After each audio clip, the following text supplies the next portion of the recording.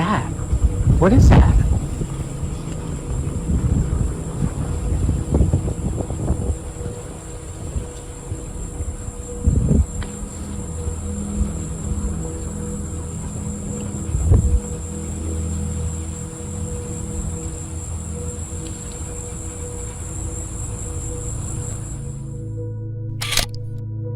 A bright object was seen streaming across the Colorado sky over the weekend. It wasn't a UFO. Astronomers say it was a fireball meteor.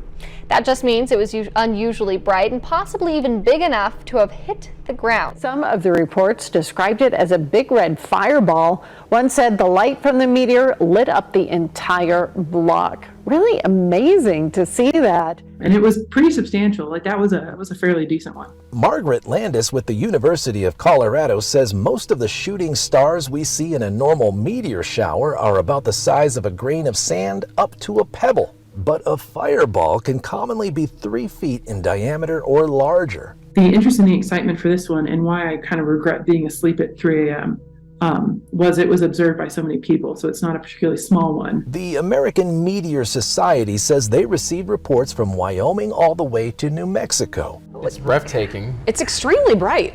I mean, there could be an alien that has just landed, but Yeah. You know, the aliens, you know, they are back now. The government told us. there's video, proof.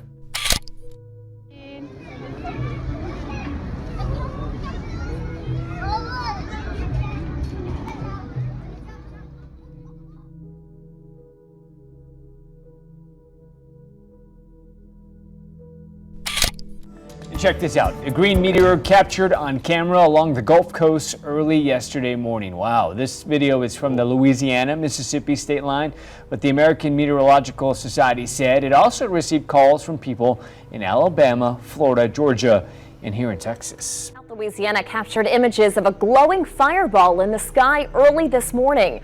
The celestial show was visible across several states. And reports came from anywhere between Texas and Florida.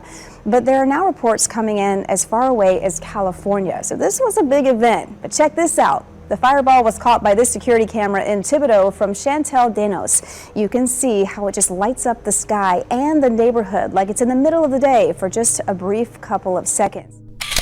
Well, a small town in rural Queensland has become a meteor landing site. Locals across the north of the state reported seeing a bright green flash on Saturday night before hearing a loud bang. Asteroid physicists believe the meteor, no bigger than a metre wide, landed somewhere in Croydon, which is a 6-hour drive inland from Cairns, with a population of just 300 people. Yeah, it was a shock, bit of disbelief, but night turning to day for a few seconds, and then soon after a God Almighty roar, a really loud bang like explosion just on the edge of town somewhere. Lighting up the night sky over North Queensland. Whoa! A meteor turned fireball as it entered the atmosphere and landed west of Townsville.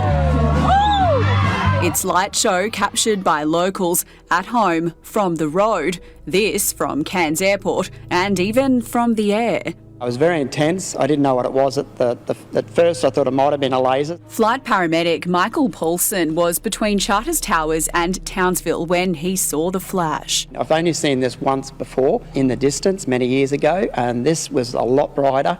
And I thought, well, it missed us, so I'm going to get myself a lotto ticket and see whether it brings some good luck. Experts have now confirmed what it was. Well, definitely a natural object. An Arizona truck driver's dash cam video is going viral and blowing up our Fox 10 website. Yes, the video shows what he believes looks like a ghost, some other people do too, on the side of the freeway. Look behind you. Insane. Whoa, did you see that just shoot across? Did anyone else? They even talked about some of the G-forces that they've seen, which in simplest terms, it's when you feel your body accelerating against gravity. What about G-forces? Let's talk about G-forces of those vehicles. Could a human survive those G-forces with known technology today? No. No, not for the acceleration rates that we observed. And now the other question, which is, we don't exactly get things arriving from other solar systems that often, right? Help us understand how big a deal it is, and is that why it's called Interstellar Meteor 1? Because there isn't one before it. Right. This is the first one identified by U.S. government sensors, mostly satellites, and we didn't discover any such object before. It was more than half a meter in size and released a few percent of the energy output of the Hiroshima atomic bomb when it exploded 20 kilometers above the Pacific Ocean. And we were able to localize the path of the meteor. We found these spherules, droplets that were melted off its surface where we expected they were concentrated in that region. It's the first time that humans put their hands on material from a large object that entered the solar system from outside. But Gadi, I'll tell you this, man. It is so far beyond just national security and strategic surprise. If this is correct, then this changes the fabric of our understanding of what it means to be human. And I, myself, am encouraged that we're going to learn more extremely soon, not just through bureaucrats, not just through the legal system, but there are other ways in which people get truth out, and I'm excited for that. I'm glad you're encouraged. I'm glad you're excited. I am frustrated because it seems like the truth is out there. It's just inside of a skiff that I don't have. No, Gadi, it's inches closer every day. You've been on this beat. You've been on this beat, and you know it is inches closer every day.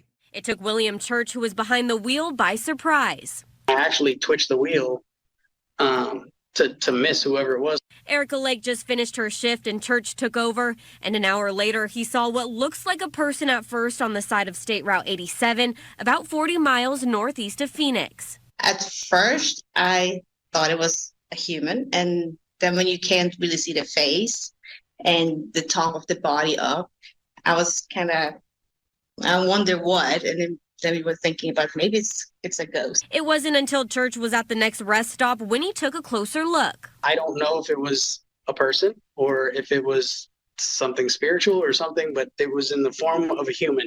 That's all I know. This video has them questioning what they saw, along with thousands of other people who have watched the video too. He told us his F-18 squadron began seeing UAPs hovering over restricted airspace southeast of Virginia Beach in 2014 when they updated their jet's radar, making it possible to zero in with infrared targeting cameras. Pilots training off the Atlantic coast see things like that all the time. Every day for at least a couple of years. Wait a minute, every day for a couple of years? Mm-hmm. But they are grossly underreported. These sightings are not rare or isolated, they are routine.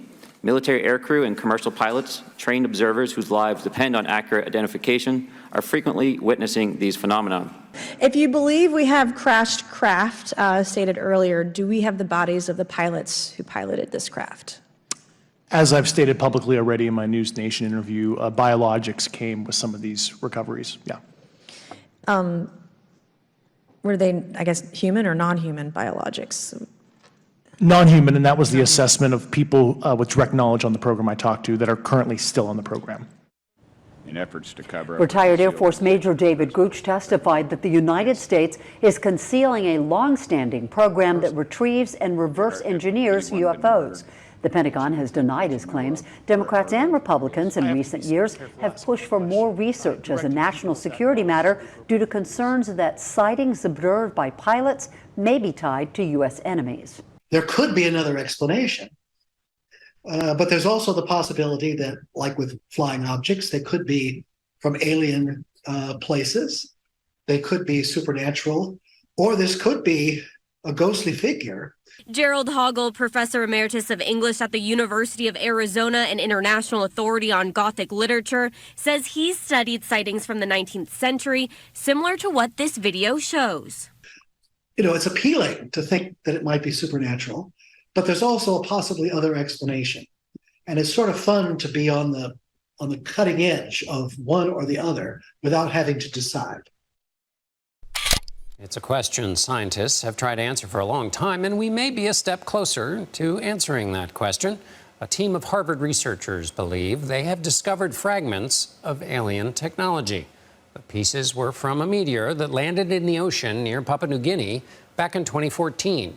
But the team has a lot more debris to sort through in their research.